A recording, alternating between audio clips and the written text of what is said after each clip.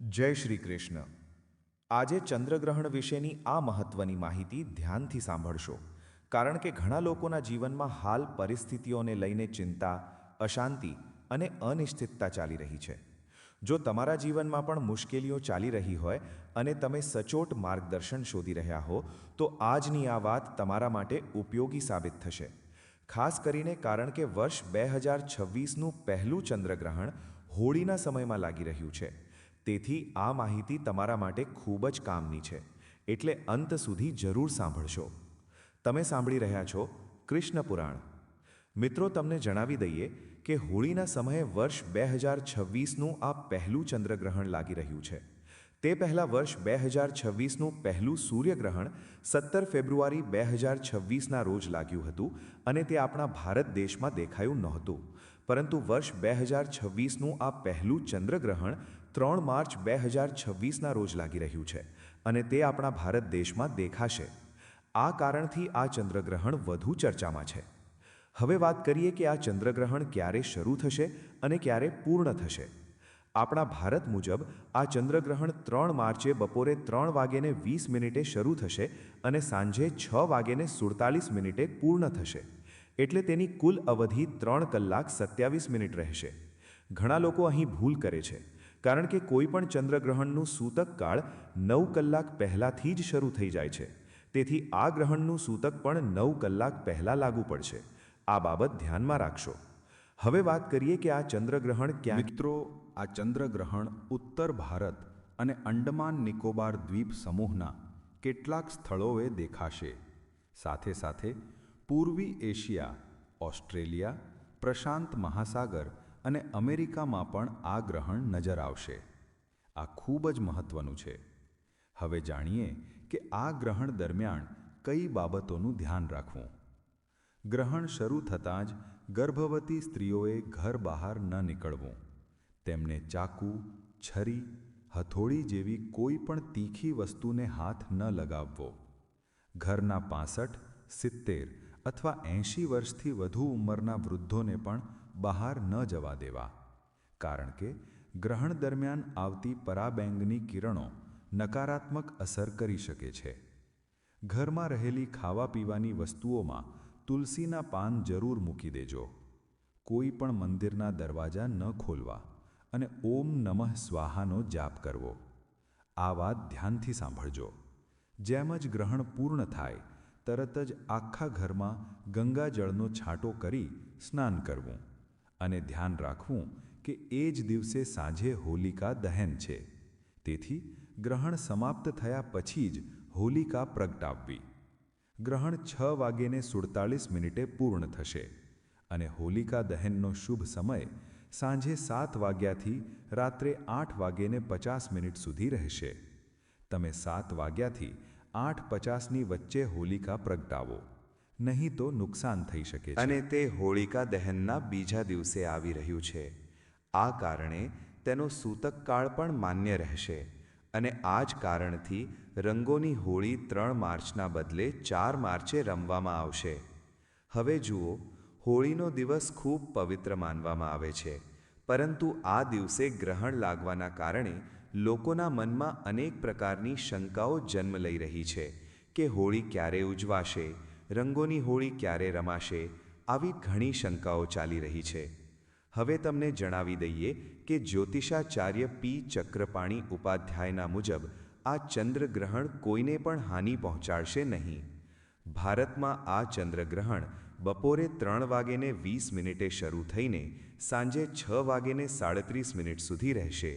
જો કે તેનું સૂતકકાળ ગ્રહણ લાગતા 9 કલાક પહેલાં જ શરૂ થઈ જશે. એટલે કે 3 માર્ચની સવારે 6:20થી શરૂ થઈને સાંજે 6:37 સુધી તેનો પ્રભાવ રહેશે. આ ખૂબ જ મહત્વનું છે. આ સમયગાળા દરમિયાન પૂજાપાઠ કરવું, દેવી દેવતાઓની મૂર્તિઓને સ્પર્શ કરવો, ભોજન બનાવવું કે ભોજન કરવું, આ બધું વર્જિત માનવામાં આવે છે. આ વખતે ફાગણ પૂર્ણિમા 2 માર્ચની સાંજે 5:55 શરૂ થશે અને 3 માર્ચની સાંજે 5:07 પૂર્ણ થશે. કારણ કે 3 માર્ચની સવારે જ સૂતકકાળ શરૂ થઈ રહ્યો છે. તેથી લોકોના મનમાં અનેક પ્રકારની શંકાઓ ઊભી થઈ રહી છે અને આ કારણે હોળીનું દહન 2 માર્ચની મધરાત આસપાસ જ કરવામાં ઘણા આવે. લોકો અહીં ભૂલ કરે છે.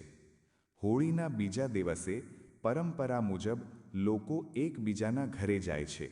સ્નેહ મિલન થાય છે. બાળકો મોટા લોકોના પગ સ્પર્શ કરીને આશીર્વાદ લે છે. તો આ બધું 3જી માર્ચે થઈ શકે છે, કારણ કે તેમાં ચંદ્રગ્રહણના કારણે કોઈ અડચણ નહીં આવે. પરંતુ ઘણા લોકોના મનમાં આ સંશય પણ છે કે 3જી માર્ચે રંગોની હોળી રમવી કે નહીં. આવી સ્થિતિમાં તમે રંગોની હોળી રમી શકો છો, પરંતુ જો કોઈના મનમાં વધુ સંશય હોય તો 4 માર્ચે પણ અનેક સ્થળોએ રંગોની હોળી રમવામાં આવશે. ખાસ કરીને ગર્ભવતી સ્ત્રીઓને સૂતકકાળ દરમિયાન ઘરની અંદર જ રહેવાની સલાહ આપવામાં આવે છે. આ વાત ધ્યાનથી સાંભળજો. મોટી માહિતી એ છે કે 2 માર્ચના રોજ હોળીનું દહન થશે અને 3જી માર્ચે પૂર્ણ ચંદ્રગ્રહણ લાગશે, જે બપોરે 3:20 વાગ્યાથી શરૂ થઈને સાંજે 6:47 વાગ્યા સુધી રહેશે. અને આ ચંદ્રગ્રહણ ભારતમાં દેખાશે. આ કારણે તેનો સૂતકકાળ પણ માન્ય રહેશે. તેથી 3જી માર્ચે સવારે જ સૂતકકાળ દરમિયાન મંદિરોના દરવાજા બંધ કરી દેવામાં આવશે અને મૂર્તિઓને સ્પર્શ કરવો પણ વર્જિત માનવામાં આવશે. આ બાબત ધ્યાનમાં રાખશો. તેથી ઘણા લોકો 4 માર્ચે રંગોની હોળી ઉજવશે, કારણ કે ઘણા લોકો મંદિરોમાં જઈને પણ હોળીનો ઉત્સવ ઉજવે છે. અને 3જી માર્ચે ચંદ્રગ્રહણના કારણે ગર્ભવતી સ્ત્રીઓ હોળી રમી શકશે નહીં. આથી ઘણા લોકો રંગોની હોળી 4 માર્ચે ઉજવશે. બાકી 2 માર્ચના રોજ હોળીનું દહન થશે અને 3જી માર્ચે તમે સ્નેહ મિલન એટલે કે એકબીજાના ઘરે જવું અને આશીર્વાદ લેવું, આ બધું કાર્ય કરી શકો. 4 માર્ચ હોળીના પવિત્ર દિવસે એક ખાસ દેવ વૃક્ષને મૌન રીતે સ્પર્શ કરીને એક મંત્ર બોલશો તો તમારા જીવનમાં એવો ફેરફાર આવી શકે છે કે તમે કલ્પના પણ નહીં કરી હોય. મિત્રો, હોળીની હાર્દિક શુભકામનાઓ. પોતે મહાદેવે પોતાના સૌથી પ્રિય ભક્ત લંકાપતિ રાવણને જીવતા જ આ ગુપ્ત વાત જણાવી હતી કે હિંમત હોય તો પ્રતિપદા તિથિ એટલે કે હોળીના દિવસે આ દેવવૃક્ષને કોઈને કહ્યા વગર શાંતિથી સ્પર્શ કરીને મંત્ર બોલી આવજે. કહેવાય છે કે કંગાલ માણસ પણ ધનવાન બની જાય છે. એટલું ધન આવશે કે સંભાળી નહીં શકો. જન્મ જન્માંતરની ગરીબી તરત સમાપ્ત થઈ જશે. વિશ્વાસ ન હોય તો 4 માર્ચ હોળીના દિવસે આ પ્રયોગ કરીને જોઈ લેતા. મિત્રો, આજના આ વિડીયોમાં આપણે એવા ચમત્કારી દેવવૃક્ષોની વાત કરવા જઈ રહ્યા છીએ જેમાં હોળીના દિવસે સ્વયં ભગવાન નારાયણનો વાસ માનવામાં આવે છે. અને આ વૃક્ષો તમારા ઘરના આસપાસ સહેલાઈથી મળી શકે છે. મહાદેવે રાવણને કહ્યું હતું કે જો કોઈ માણસ યોગ્ય સમય અને શુભ મુહૂર્તમાં યોગ્ય રીતથી 4 માર્ચ હોળીના દિવસે આ વૃક્ષને સ્પર્શ કરીને મૌન રીતે પરત આવી જાય તો તેના ઘરમાં સ્વયં નારાયણ એટલે કે ભગવાન વિષ્ણુનો વાસ થઈ જાય છે અને જીવનમાં ચાલી રહેલી ગરીબી, દુઃખ, કષ્ટ બધું સમાપ્ત થઈ જાય છે. જન્મ જન્માંતરની ગરીબી દૂર થઈ જાય છે. ભાગ્ય આકાશે ચડી જાય છે અને જ્યાં જશો ત્યાં ધન સંપત્તિ તમારી પાછળ આવશે.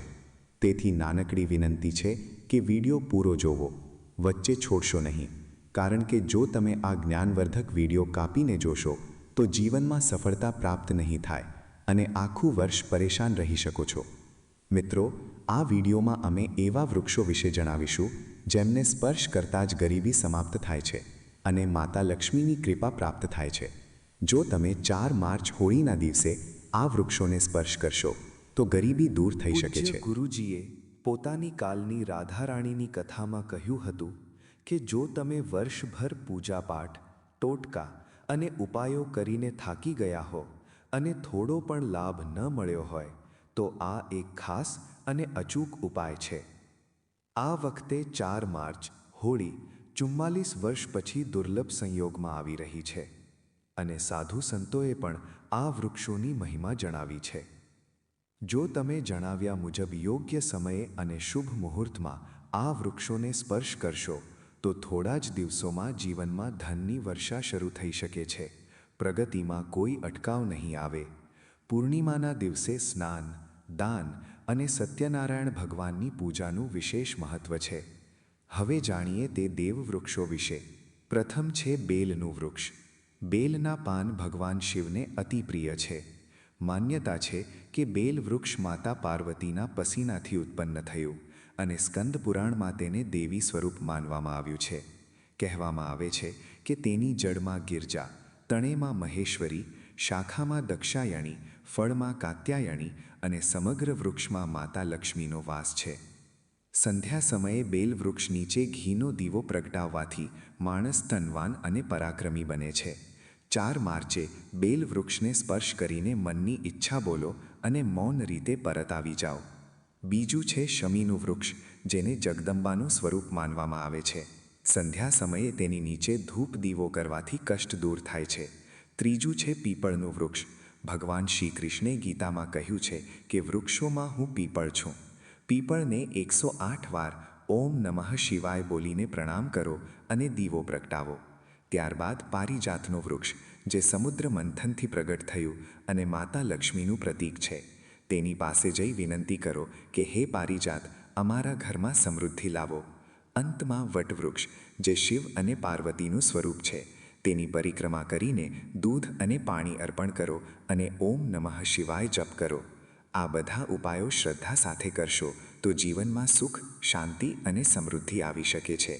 જો તમને આ વિડીયો અને આ પવિત્ર કથા પસંદ આવી હોય તો કમેન્ટમાં જય શ્રી રામ લખવાનું ભૂલતા નહીં અને આવી જ ધાર્મિક કથાઓ સાંભળવા માટે કૃષ્ણા પુરાણ ચેનલને અત્યારે જ સબસ્ક્રાઇબ કરો. જય શ્રી કૃષ્ણ. હર હર મહાદેવ.